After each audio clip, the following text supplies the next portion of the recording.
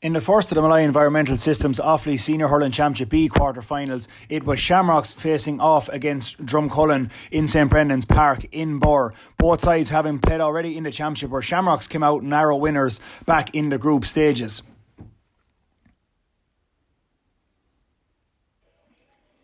It was Drumcullen who would start the match better, with Conor Gatt, turning provider, out as far as his brother Gosh Gatt, who got onto his left-hand side and got the first of his opening scores. Shamrocks continued to reply back as they won that ball in the corner, with Dara Minnock waiting on his own to pop the ball over the bar for a good score for Shamrocks, who just carried over the crossbar.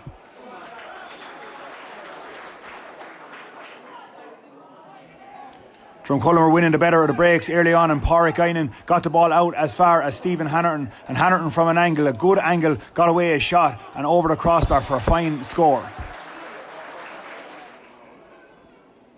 Shamrocks continued to attack the other end, and a good catch there as Glenn Mooney got through the middle and just managed to tap the ball over the crossbar under pressure from a couple of Drumcullen players.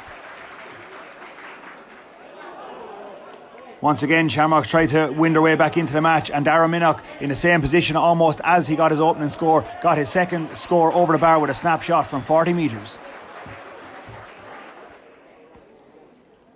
John Cashin, with some quick thinking from a free, picked out Pádraig Guinan, who won the ball well, turned back in onto his right and popped the ball over the bar. Good thinking by the Drumcullen half-back Cashin. It was Drumcullen and Gosh Gatt who continued to impress at centre forward, this time turning provider out as far as his brother Raymond, who shortened the grip and popped over the bar off his left-hand side to continue Drumcullen's early momentum. It was Conor Gatt who was striking frees excellently for Drumcullen. He got a good score, made no mistake, from just over 50 metres to continue Drumcullen's lead in the front early in the game. And it was Thomas Lahey, who was busy at full forward, turn provider this time, got the ball out towards Gosh Gatt, who under pressure just shortened the grip and got it over the bar for his third score of the game.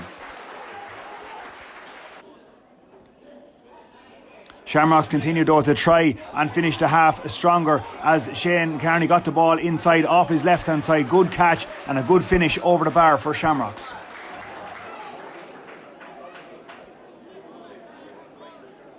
And with that, Drumcullen had a good half an hour under the belts. They led Shamrocks by 5 at half time. It was Drumcullen 11, Shamrocks 6 points.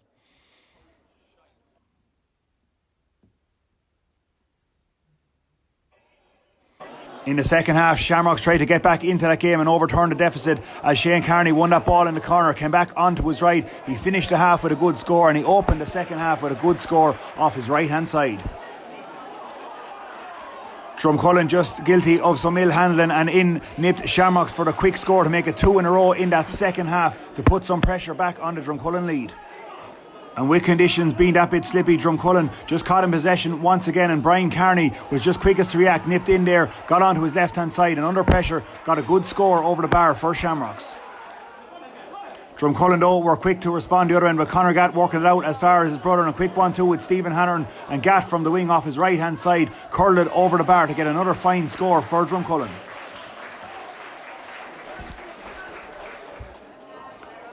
With Drumcullen still impressing with the work rate, it was Kieran Guinan who played a good ball back outside as far as Pádraig Guinan, who sent a cross-field ball into Gatt once again, and this time Gosh Gatt got onto his left and got his 4th point of the game. Drumcullen continued to play some good hurling, and Kevin Fleury found Pádraig Guinan on his own at the middle of the field. Guinan played a good ball in towards the full forward line, which is won by Conor Gatt, broke out as far as Raymond Gatt, and Raymond back onto his left-hand side, popped over a quick score for Drumcullen. Shamrock started to try and reply as Drumcullen looked in control of the game. They won that ball up the field once again, and this time it was Shane O'Toole Green who under pressure shortened the grip and got a nice score for Shamrocks. Drumcullen continued to look the better team throughout and were working hard, but this time it was Shamrocks who overturned the ball and started to grow into this game, and Wayne Mooney drifting out to the middle of the field. He got a huge score from distance for Shamrocks to get them somewhat of a foothold back in the game. Conor Gatt continued exceptional striking throughout in difficult and slippery conditions, and he made no mistake with the free once again, bisecting the posts. Coming into the final stretch of the game, Shamrocks capitalised on a bad mistake by Drumcullen, and this time Wayne Mooney nipped in and got another score for himself to narrow the gap back to 1. There was little between the game at this stage as David O'Toole Green came out, got it up the field, and Shamrock with some quick handling found Wayne Mooney at the middle of the field, and Mooney once again with some impressive striking, he levelled the game for the final time in the game. Both sides had their chances, but with that it was the finish at full time. Drumcullen 17 points, Shamrock 17 points, and the game was destined for extra time. It was Shamrocks though who came out of the blocks that bit quicker in injury time, in extra time, with Johnny O'Toole Green turning provider for Wayne Mooney, and Mooney popping over another score for Shamrocks. Shamrocks continued to make their best of the way early in additional time as a high ball came in towards Johnny O'Toole Green. He caught it, went back onto his left and got a good score under pressure from Donald Guinan to maintain Shamrocks' early advantage in extra time. Brian Carney this time got a ball and played a quick 1-2 with his midfield partner, and Carney got a shot away from 55 metres as Shamrocks made it 3 in a row. And Shamrocks, who've been winning a lot of ball now as the game somewhat lost its shape, got it out as far as Wayne Mooney there, Cathal O'Brien, and Mooney once again from the middle of the field all on his own got a fine score over the bar. Conor Gatt kept Drumcullen in touch with a well hit free from halfway as Drumcullen looked to get back into the match in extra time. It was Colm Gatt who's looking for Drumcullen, who needed a goal, and Colm Gatt spun a good ball into the square, which was eventually won by Joe McCarthy, and Joe McCarthy shortened the grip and blasted home as it looks like Drumcullen might have one more chance, trailing by a point, to get a levelling score.